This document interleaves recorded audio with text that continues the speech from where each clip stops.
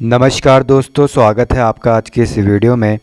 और आज हम पढ़ने वाले हैं टीचिंग स्ट्रेटजीज़ के बारे में, यानी शिक्षण प्रविधियाँ, जो कि हमारा उत्तराखंड लेक्चरर स्क्रीनिंग का एक इम्पोर्टेंट टॉपिक है टीचिंग एप्टीट्यूड के अंदर। तो दोस्तों पढ़ते हैं इस टॉपिक को। अगर इससे पहले आपने कोई टॉपिक नहीं पढ़ा हुआ है तो प्लीज़ प्लेलिस्ट में जाके देखिए उसे, उसके बाद इस वीडियो में आइए। तो सबसे पहले हम जानते हैं शिक्षण के बारे में। आखिर टीचिंग है क्या?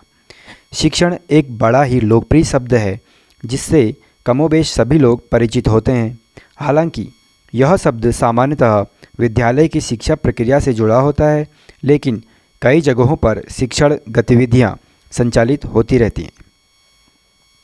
तो आगे देखते हैं। शिक्षण को एक बहुआयामी संकल्पना के रूप में वर्णित किया जाता है, जिसका उद्देश्य विद्यार्थियों को अधिकतम ज्ञान उपलब्ध करवाना होता है। कैसे हम अपने स्टूडेंट को अच्छे से अच्छी नॉलेज प्रोवाइड कराएं, यही शिक्षण है। बाल्यावस्था में बच्चे परिवार में माता पिता से बचपन से जुड़ी अच्छी आदतों के अनुसरण के बारे में जानते हैं, तो वही पड़ोस में बड़े बुजुर्ग बच्चों को सामुदायिक जीवन से जुड़ी कई बातें सिखाते हैं।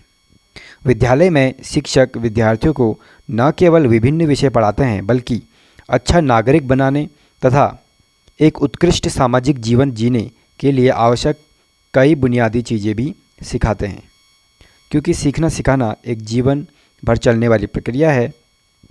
विभिन्न प्रकार की गतिविधियों द्वारा एक शिक्षक विद्यालय में या विद्यालय के बाहर बच्चों को शिक्षण प्रक्रिया में शामिल करता है। उदाहरण के लिए व्याख्यान देना, किसी चीज़ का प्रदर्शन करना, अवधारणाओं की व्याख्या करना, प्रयोग करना, कहानियाँ सुनाना, कविताएं पढ़ना, अभिनय नाटक का आयोजन करना, प्रदर्शनी करना, नुक्कड़ नाटक, फील्ड सर्वे आदि। तो ये सभी चीज़ें गतिविधियों में शामिल होती हैं। अब हम जानते हैं शिक्षण विधियाँ यानी टीचिंग मेथड्स के बारे में। शिक्षण अधिगम में शिक्षण विधियाँ उन शैलियों या गतिविधियों को संदर्भित करती है जिनके माध्यम से पाठ्यक्रम का प्रस्तुतिकरण किया जाता है। एक कुशल शिक्षक को विभिन्न शिक्षण विधियों का भली भांति ज्ञान होना चाहिए, जिससे वह शिक्षण अधिगम के अधिकतम उद्देश्यों की प्राप्ति के लिए कक्षा के वातावरण एवं आवश्यकता अनुसार अपनी शिक्षण विधियों में परिवर्तन कर सके। क्या वो लेक्चर मेथड से पढ़ाए या फिर वो डेमोस्ट्रेशन से पढ़ाए, अलग अलग शिक्षण विधियाँ होती हैं जिसका उपयोग एक टीचर को करना चाहिए। अब हम जानते हैं शिक्षण की प्रविधियाँ क्या क्या है, यानी टेक्निक्स ऑफ टीचिंग। शिक्षण अधिगम में सफलता प्राप्त करने के उद्देश्य से शिक्षण प्रविधियों का उपयोग शिक्षण प्रक्रिया को रुचिकर एवं प्रभावशाली बनाने के लिए किया जाता है। कुछ प्रचलित शिक्षण की सामान्य प्रविधियाँ निम्नलिखित हैं। तो सबसे पहले हम पढ़ते हैं व्याख्या प्रविधि, यानी लेक्चर मेथड जिसे कहते हैं, एक्सप्लेनेशन भी इसको कहा जाता है। यह एक टेक्निक है टीचिंग की। शिक्षण अधिगम में इस प्रविधि के माध्यम से शिक्षक विद्यार्थियों की मनोवैज्ञानिक क्षमता का आकलन करते हुए किसी जटिल विषय वस्तु को सरल भाषा में इस प्रकार प्रस्तुत करता है जिससे विद्यार्थियों के लिए विषय वस्तु सुस्पष्ट, सरल एवं बोधगम्य हो जाती है। इस प्रविधि का प्रयोग सामाजिक विज्ञान, भाषा शिक्षण, गणित एवं विज्ञान के कठिन संप्रत्यों को बोधगम्य बनाने के लिए किया जाता है, और ज़्यादातर इसका यूज़ हम बड़ी क्लासों में करते हैं। फिर आगे देखते हैं स्पष्टीकरण प्रविधि। इसके अंतर्गत शिक्षक विषय वस्तु के अगम्य, असंरचित तथा जटिल प्रकरणों को क्रमबद्ध, नियोजित एवं विस्तृत स्वरूप में विद्यार्थियों के समक्ष इस तरह से प्रस्तुत करता है कि वह विषय वस्तु आसानी से विद्यार्थियों द्वारा आत्मसात की जा सके। फिर आगे देखते हैं नेक्स्ट टेक्निक क्या है, विवरण प्रविधि यानी नरेशन टेक्निक। सामाजिक विज्ञान के शिक्षण में यह प्रविधि महत्वपूर्ण होती है। इसके अंतर्गत शिक्षक अपनी कल्पना शक्ति के माध्यम से विवरण प्रविधि द्वारा किसी विषय वस्तु या घटनाओं की प्रस्तुति इस प्रकार से करता है कि विद्यार्थियों के मस्तिष्क में उस विषय वस्तु की एक स्पष्ट रूपरेखा बन जाती है तथा सीखने में भी मदद मिलती है। फिर नेक्स्ट हम देखते हैं वर्णन प्रविधि यानी डिस्क्रिप्शन टेक्निक। शिक्षण अधिगम की इस प्रविधि में पूर्ण शाब्दिक चित्रण के माध्यम से किसी विषय वस्तु या घटना को प्रस्तुत करते हुए उसके नियम तथा सिद्धांतों का विस्तारपूर्वक वर्णन किया जाता है। इस विधि में शिक्षक किसी विषय वस्तु या घटना से जुड़े सभी तथ्यों का व्यापक एवं विस्तृत रूप से विवरण प्रस्तुत करते हुए विद्यार्थियों के मस्तिष्क में एक स्पष्ट छवि का निर्माण करता है, जो प्रश्नोत्तर या विवरण प्रविधि में संभव नहीं हो पाता है। तो अच्छे से उसको डिस्क्राइब यहाँ पे करता है टीचर। फिर आगे देखते हैं कहानी कथन विधि यानी स्टोरी टेलिंग टेक्निक। शिक्षण अधिगम की इस प्रविधि में शिक्षक किसी विषय वस्तु या घटना को सूक्ष्म रूप में विभाजित करते हुए इसके जटिल भागों को इतनी सरल विधि से विद्यार्थियों के समक्ष प्रस्तुत करता है जिसे विद्यार्थी आसानी से आत्मसात कर सकें।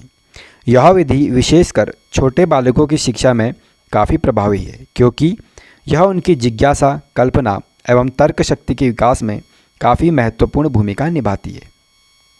फिर आगे देखते हैं इस टॉपिक में पर्यवेक्षित या निरीक्षित अध्ययन प्रविधि सुपरवाइज्ड स्टडी टेक्निक। शिक्षण अधिगम की इस प्रणाली में विद्यार्थियों की व्यक्तिगत विभिन्नताओं को केंद्र में रखते हुए प्रत्येक विद्यार्थी को विभिन्न कार्यों एवं अध्ययन में प्रतिभाग करने का एक समान अवसर उपलब्ध कराया जाता है। इस अध्ययन प्रविधि में शिक्षक की भूमिका एक मित्र, सहायक एवं पथ प्रदर्शक की होती है और उसका दायित्व अध्ययन में शामिल विद्यार्थियों के कार्यों का निरीक्षण करना एवं उनकी व्यक्तिगत समस्याओं का समाधान प्रस्तुत करना है। फिर नेक्स्ट प्रविधि हम देखते हैं जो कि है उदाहरण प्रविधि। शिक्षण अधिगम की इस विधि में शिक्षक अधिगम में विद्यार्थियों के समक्ष उचित उदाहरण एवं दृष्टांत को प्रस्तुत करते हुए विषय वस्तु को सुगम बनाने का प्रयास करता है। उदाहरण प्रविधि के माध्यम से शैक्षणिक विषय वस्तु को रोचक, बोधगम्य तथा स्पष्ट बनाते हुए विद्यार्थियों की चिंतन और कल्पना शक्ति को बढ़ाया जा सकता है। उदाहरण प्रविधि के दो प्रकार होते हैं, शाब्दिक उदाहरण एवं दृश्यात्मक उदाहरण। तो उदाहरण प्रविधि में एग्जाम्पल्स का यूज ज़्यादातर टीचर द्वारा किया जाता है। फिर हम देखते हैं शिक्षण विधि की विभिन्न प्रविधियाँ, वेरियस मेथड ऑफ टीचिंग। आखिर क्या क्या टीचिंग के अलग अलग मेथड होते हैं। तो सबसे पहले है प्रोजेक्ट मेथड यानी प्रोजेक्ट प्रणाली। सर्वप्रथम किलपैट्रिक ने इस विधि का प्रयोग अमेरिका में किया। तो कभी कभी हमें पूछा जाता है कि इस विधि की खोज किसने की, तो किलपैट्रिक इसका राइट आंसर होगा। इसको आपको याद करना है। यह विधि करके सीखो सिद्धांत पर बल देती है, जिसमें विद्यार्थी अपनी रुचि से योजना का चयन करता है। इस विधि में प्रत्येक विद्यार्थी को प्रोजेक्ट, बर्तन बनाना, अभिनय करना, बागवानी, जानवरों को पालना आदि से जुड़ा एक कार्य दिया जाता है, जिसे सब मिलजुल कर पूरा करते हैं। इस विधि के विभिन्न चरणों में परिस्थिति निर्माण, चयन, नियोजन, मूल्यांकन और अंकन आदि शामिल हैं। तो ये होता है प्रोजेक्ट मेथड में। फिर सेकंड हम पढ़ते हैं डाल्टन प्रणाली यानी डाल्टन मेथड। सर्वप्रथम मिस हेलेन पार्कहर्स्ट ने इस प्रणाली की शुरुआत की। इस पद्धति में प्रत्येक विद्यार्थी को न केवल अपनी योग्यता, क्षमता व रुचि के अनुसार कार्य करने की स्वतंत्रता होती है, बल्कि इसके लिए कोई समयबद्ध टाइम टेबल भी नहीं होता है। इस प्रणाली के तहत वर्ष भर के शैक्षणिक कार्यों को महीनों, सप्ताहों व दिनों में बांटते हुए शिक्षक एक पथ प्रदर्शक के रूप में कार्य करता है। इसमें प्रत्येक विद्यार्थी के लिए एक प्रयोगशाला होती है व उन्हें अपनी गति के अनुसार अध्ययन को समयपूर्ण संपादित करने की स्वतंत्रता होती है। फिर आगे देखते हैं हम वेनेटिका प्रणाली। सर्वप्रथम डॉक्टर कार्लटन वॉशबर्न द्वारा इस प्रणाली की शुरुआत की गई थी। वेनेटिका प्रणाली, इस योजना में विद्यार्थी को निर्धारित समय से पूर्व अपने कार्य के संपादन की अनुमति होती है एवं विद्यार्थी को अपने ज्ञान का स्वयं मूल्यांकन करना होता है। पाठ्यक्रम को छोटी छोटी इकाइयों में बांटा जाता है, जिससे एक इकाई के सफलतापूर्वक अध्ययन उपरांत दूसरी इकाई का अध्ययन किया जाता है। यानी इसमें हम वर्क को छोटे छोटे लेवल्स में बांट देते हैं और एक को पूरा होने के बाद ही हम सेकंड के ऊपर जाते हैं। इस पद्धति में शिक्षक की भूमिका मात्र एक पथ प्रदर्शक के रूप में होती है। फिर आगे देखते हैं डेक्रोली प्रणाली। सर्वप्रथम बेल्जियम के डॉक्टर ओविड डैक्रोली ने इस प्रणाली की शुरुआत की। इस प्रणाली की मूल विचारधारा यह है कि बच्चों को शिक्षा उनके जीवन से ही मिलनी चाहिए। इस पद्धति में विद्यार्थियों का विभाजन उनकी रुचि, क्षमता एवं स्तर के अनुसार करते हुए उन्हें उनकी क्षमता के अनुसार प्रगति करने का अवसर प्रदान किया जाता है।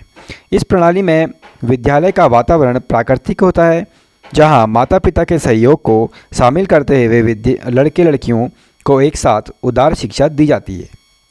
तो ये टोटली सोशल बेस्ड मेथड है। इसके बाद हम देखते हैं कॉन्ट्रैक्ट प्रणाली। डाल्टन प्रणाली तथा वेनेटिका पर आधारित इस विधि में पाठ्यक्रम को छोटे छोटे भागों में विभाजित करते हुए विद्यार्थियों को सप्ताह या मासिक या वार्षिक आधार पर कार्य दे दिए जाते हैं। कार्य की निर्धारित समय सीमा में समाप्त करने की कोई बाधा नहीं होती है। विद्यार्थी द्वारा निर्धारित कार्य को करने के उपरांत, चाहे वह अगले वर्ष संपादित ही क्यों न हुई हो, परीक्षा ली जाती है एवं विद्यार्थी के असफल होने पर संभावित कारणों की जांच की जाती है। फिर इसके बाद देखते हैं एक्टिविटी मेथड यानी क्रिया योजना। यह शिक्षण अधिगम प्रक्रिया की ही एक पहल है, जिसमें शिक्षक का उद्देश्य विद्यार्थियों को कक्षा के पूरे समय सक्रिय बनाए रखना होता है। इस विधि में विद्यार्थियों की मानसिक क्षमता के अनुकूल कार्य देते हुए शिक्षक उनकी क्रियाओं का निरीक्षण करता है एवं छात्रों से अपेक्षा करता है कि वे प्रश्न पूछकर पाठ्यवस्तु को आत्मसात कर लेंगे। फिर नेक्स्ट हम देखते हैं अभिक्रमित अनुदेशन, प्रोग्राम इंस्ट्रक्शंस। ये भी एक इम्पोर्टेंट प्रणाली है। वेनेटिका प्रणाली पर आधारित इस पद्धति में भी पाठ्यक्रम को छोटी छोटी इकाइयों में विभाजित करके नए प्रत्येक छात्रों को एक प्रोग्राम दिया जाता है। एक प्रोग्राम के सफलतापूर्वक संपादन के उपरांत अगला प्रोग्राम दिया जाता है, यानी इसमें भी अलग अलग स्टेप्स होते हैं। जो विद्यार्थी प्रोग्राम का सफलतापूर्वक संपादन नहीं कर पाते, उन्हें सहायता की जाती है एवं जो विद्यार्थी सफल हो जाते हैं उनका पुनर्बलन किया जाता है। फिर नेक्स्ट हम देखते हैं किंडरगार्टन प्रणाली यानी किंडरगार्टन मेथड। किंडरगार्टन प्रणाली के जन्मदाता फ्रोबेल हैं। किंडरगार्टन का शाब्दिक अर्थ है बच्चों का बगीचा, जिसमें शिक्षक एक माली तथा बच्चे पौधे की भूमिका में होते हैं। इस प्रणाली में खेल खेल में सीखने के सिद्धांत की केंद्रीय भूमिका होती है, जिसमें बच्चों को पुस्तकों के बोझ से दूर रखते हुए उन्हें स्वतंत्र रूप से आनंदित होने, खेलने, बोलने व घूमने दिया जाता है, यानी ये टोटली चाइल्ड बेस्ड मेथड है। फिर आगे देखते हैं मॉन्टेसरी प्रणाली। छोटे बच्चों के अधिगम की इस लोकप्रिय प्रणाली का प्रारंभ डॉक्टर मेरिया मॉन्टेसरी द्वारा किया गया। मनोवैज्ञानिक सिद्धांतों पर आधारित होने के कारण मॉन्टेसरी प्रणाली मंदबुद्धि बालकों के लिए अत्यधिक उपयोगी है। आत्म अनुशासन, आत्मनिर्भरता, स्वतंत्रता, व्यवहारिक शिक्षा आदि पर आधारित मॉन्टेसरी प्रणाली में दृष्टि, श्रवण, स्पर्श, स्वाद एवं घ्राण जैसी ज्ञानेंद्रियों के प्रयोग पर बल देते हुए घरेलू उपकरणों के द्वारा शिक्षा प्रदान की जाती है। इसके बाद हम देखते हैं ह्यूरिस्टिक प्रणाली। आर्मस्ट्रॉन्ग ने इस पद्धति के जन्मदाता हैं। इस पद्धति का शाब्दिक प्रत्यय मैंने खोज लिया, आई फाइंड आउट है। इसमें विद्यार्थियों को शिक्षक, निरीक्षक, यंत्रों और पुस्तकों की सहायता से स्वयं से ज्ञानार्जन को महत्व प्रदान किया जाता है, यानी खुद उन्हें खोज करनी पड़ती है ज्ञान की। जिज्ञासा प्रवृत्ति को तीव्र बनाने हेतु विद्यार्थियों को सदैव सक्रिय रखने वाली यह पद्धति विज्ञान जैसे विषयों के लिए काफ़ी उपयोगी होती है। फिर इसके बाद हम नेक्स्ट देखते हैं बेसिक शिक्षा प्रणाली। बच्चों के सर्वांगीण विकास पर आधारित इस बाल केंद्रित शिक्षा प्रणाली के जन्मदाता गांधी जी थे। हस्तकला पर आधारित इस प्रणाली में निःशुल्क शिक्षा की व्यवस्था होती है। इसमें बच्चों को मातृभाषा में आत्मनिर्भरता एवं आदर्श नागरिक के गुणों का समावेशन करते हुए उन्हें देश प्रेम, सत्य एवं अहिंसा की शिक्षा प्रदान की जाती है। यह प्रणाली बालक केंद्रित शिक्षा पर आधारित होती है। तो दोस्तों, आज की इस वीडियो में हमने पढ़ लिए हैं टीचिंग के अलग अलग मेथड एवं टेक्निक्स।